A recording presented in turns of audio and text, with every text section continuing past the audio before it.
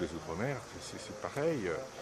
La situation, pour plusieurs raisons. Hein. Bon, bien sûr, on pense tout de suite à la résistance à la vaccination, mais ça vient peut-être du fait que par le passé, et même actuellement, il y a eu quand même des mesures assez exceptionnelles, assez spécifiques qui ont touché les Outre-mer.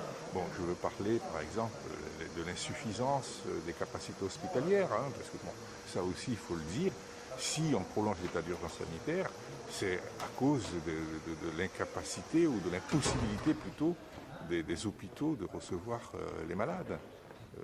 Beaucoup ont été transférés vers l'Hexagone.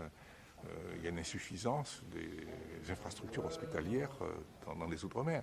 Donc ça crée quand même un sentiment de ne pas être traité comme dans l'Hexagone, ce qui explique que ce soit uniquement les Outre-mer qui connaissent ces états plus longs d'urgence sanitaire.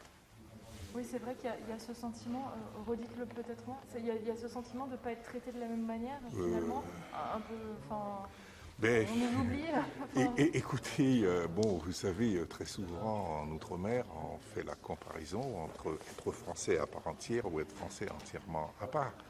Et là encore, on se dit que bon, dans l'Hexagone, on est dans une situation de sortie de crise, avec des capacités hospitalières suffisantes pour accueillir les rares malades atteints du Covid, alors que chez nous, c'est pas du tout le cas. On est encore quasiment tous les Outre-mer en état d'urgence sanitaire, parce que la maladie est moins éradiquée et moins enrayée que dans la France hexagonale.